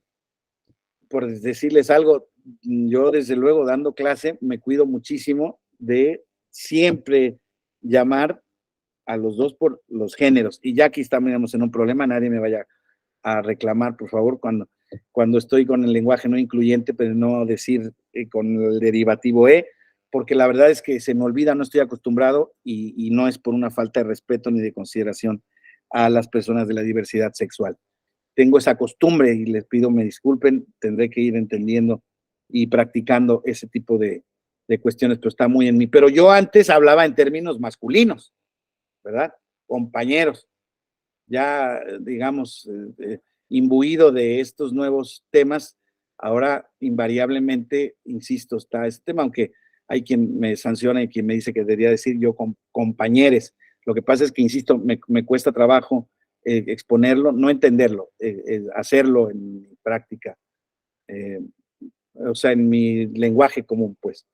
Igualdad sustantiva y de forma, medios de comunicación, redes sociales, qué es obstaculización en el ejercicio y desempeño del encargo. Y luego un tema muy importante para los tribunales, que es el asunto de juzgar con perspectiva de género. Les decía yo, hoy en día lo que sigue con juzgar para efectos de perspectiva de género, es básicamente, por ejemplo, bajar un estándar probatorio en este tipo de cuestiones. Fíjense, miren, aquí estaba yo enseñándoles, nada más hasta 2021 había 86 criterios específicamente relacionados con el tema de la violencia política de género, ¿sí? Fíjense, por ejemplo, acoso laboral o mobbing. Es como puros ejemplos, compañeros, ¿eh? Este manualito también les voy a mandar el link ahora que les manden las presentaciones para que vean, esto complementa muy bien en el tema de violencia política de género. Perdón. Dice acoso laboral o mobbing. Ay, discúlpenme. ¿Qué debe entenderse por elementos para su configuración? Dice, por acoso laboral o mobbing, este es muy importante esto. Este es un criterio que desarrolla aquel supuesto que platicábamos anteriormente, el artículo 442 bis, cualesquiera otra que dañe su dignidad, libertad o integridad en el ejercicio de sus derechos políticos. Ejemplo, no dice el supuesto de la ley el tipo de acoso laboral. Bueno, pues uno de los grandes temas donde se ejerce violencia política de género es en el acoso laboral. Por acoso laboral o mobbing se entenderá toda conducta que constituya agresión o hostigamiento sistemática y reiterada durante un tiempo determinada, ejercida por una persona o un grupo, hombres o mujeres, en contra de un trabajador o trabajadora, sujeto pasivo, ya sea de su mismo nivel laboral, subordinado, o superior jerárquico, en el lugar de trabajo, que busca repercutir y perjudicar la dinámica laboral, opacándola o amedrentándolo, y que responde a un ambiente hostil, ¿sí? E intimidatorio. Se provoca el control, aislamiento y posiblemente la renuncia. Se desprenden usualmente 5 elementos característicos que deben acreditarse para su configuración, que son material, agresión o hostigamiento. 2, temporal, sistemático y reiterado durante un tiempo determinado. Sin embargo, también puede constituir acoso un solo evento sin ser necesaria la reiteración. Tipo, ejercido por una persona o un grupo en contra de una trabajadora, ya sea de un mismo nivel laboral, subordinada o superior, geográfico, en el lugar de trabajo, en espacios como eventos y reuniones desempeñados en el tema de las relaciones laborales, y finalidad, la búsqueda de perjudicar la dinámica laboral y opacándola, y que genera o responde a un ambiente hostil e intimidatorio que provoca el control y aislamiento, y finalmente la renuncia de la sujeta. Resulta necesario para quien juzga determinar, ¿no? Acoso laboral. Hubo algunos casos en donde algunas magistradas decían, oiga, es que en algún debate se me dijeron algunas cosas que constituían violencia política de género o acoso laboral, porque estoy en el ejercicio de mi labor como juez. Entonces, la Sala Superior ha considerado importante señalar que para llegar al extremo de considerar que las expresiones vertidas durante la celebración de sesiones públicas constituyen acoso laboral, se tendría que estar frente a discursos insultantes, humillantes o amenazantes dirigidos a criticar a la persona con el fin de demeritarla, humillarla o excluirla de sus funciones electorales.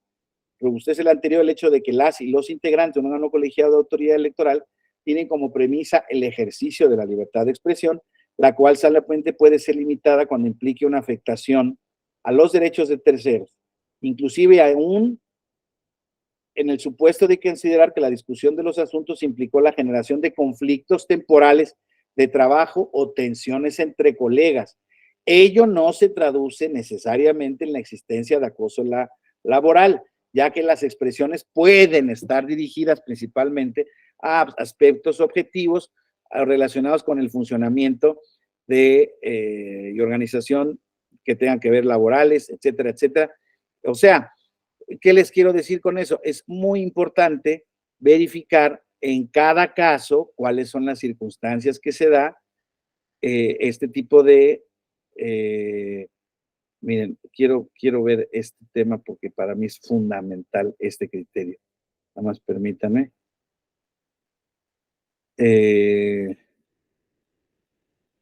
Vigilancia. Aquí está el estado probatorio.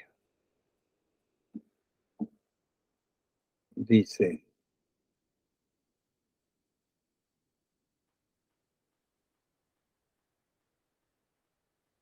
Permítanme un momento, ¿eh?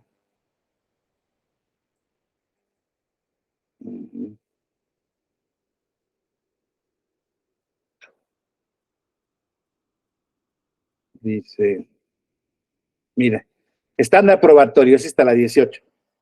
Durante la fase de instrucción del procedimiento sancionador, el dicho de la víctima cobra especial preponderancia. Y dice, la Sala Superior del Tribunal Electoral del Poder Judicial de la Federación ha razonado que los actos de violencia basada en el género, tales como la emisión verbal de cierto tipo de amenazas, tienen lugar en espacios privados, donde ocasionalmente solo se encuentran la víctima y su agresor, y por ende no pueden someterse a un estándar imposible de prueba, por lo que su comprobación debe tener como base principal el dicho de la víctima leído en el contexto del resto de los hechos que se manifiestan en el caso concreto. Sin embargo, es preciso acotar que durante la fase de instrucción del procedimiento sancionador, el dicho de la víctima cobra especial preponderancia, pues ello permite agotar todas las líneas de investigación posibles que lleven al esclarecimiento de los hechos denunciados.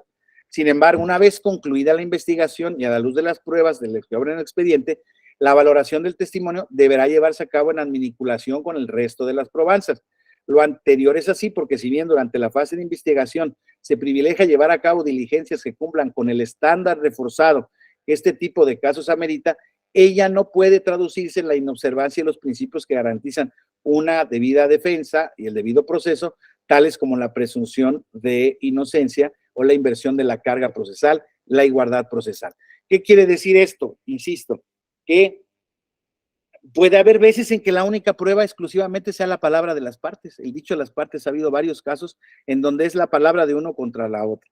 Y se ha sancionado que, dependiendo del contexto, el caso concreto, de hecho, este asunto del que está prevaleciendo hubo unos antecedentes particulares que no permiten este tema, pero en un par de casos, que no los tengo a la mano ahorita, pero se ha sancionado específicamente por el dicho de la persona y que se vio reforzado por testimonios de sus compañeras de trabajo que decían que ordinariamente el trato de la persona que ejercía sus funciones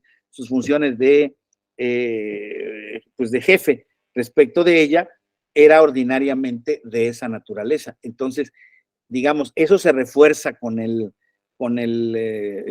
evidentemente lo negó, pero el testimonio de sus compañeros y compañeras de trabajo reforzó el hecho y el dicho de la mujer tuvo el peso correspondiente y específico para poder sancionar con este tipo de cuestiones. No hay duda de que en esta materia de violencia política de género hay, desde luego, hay un diplomado específico incluso en esta materia, ¿no? O sea, esta materia por sí mismo ha adquirido una complejidad y una proporción y una importancia que, insisto, en este tipo de cuestiones, no únicamente estudiando las medidas cautelares, vemos cuáles son un poco los casos relevantes, que es un caso muy específico que se debe de llevar a cabo mediante este proceso y en el que ordinariamente es necesario o se piden, van aparejadas de las medidas cautelares para cesar la conducta y que se siga produciendo un daño. Hay un montón de ejemplos que nos llevaría, insisto, muchísimos casos. Esto empezó en el proceso electoral de Puebla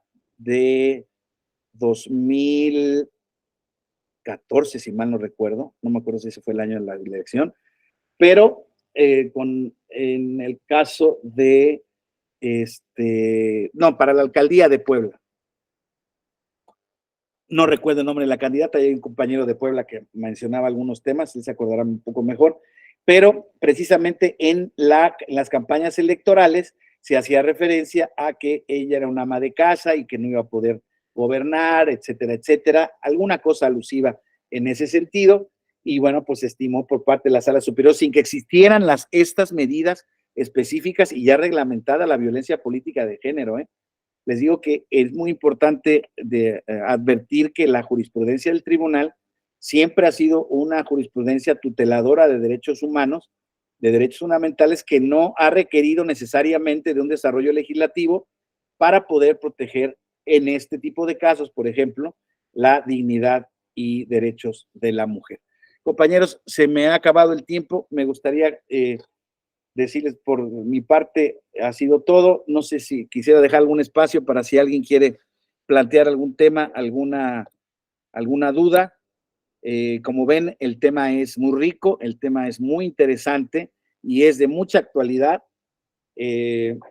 Creo que, insisto, hemos tocado las bases y elementos fundamentales para que se entienda cómo este es un eje fundamental de este tipo de procedimientos, que no es exclusivo del mismo, pero que desde luego es muy característica de este procedimiento, y pues cuáles son las posibles, las conductas que se pueden denunciar, cuáles son los efectos, etcétera, etcétera, etcétera. Entonces, no sé si alguien en el transcurso de la clase estuvieron muy activos.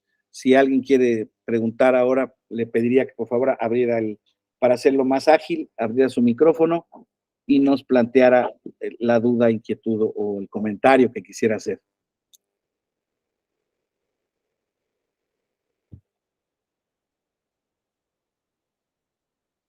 Bueno, pues si nadie tiene alguna participación, por mi parte ha sido todo, compañeras, compañeros, les agradezco su atención, su paciencia, y creo que el próximo lunes no va a haber clase, me tocaba tema con ustedes, pero les van a cancelar la clase y pasaremos también en mi cargo a platicar sobre, creo que la calumnia electoral es lo que sigue.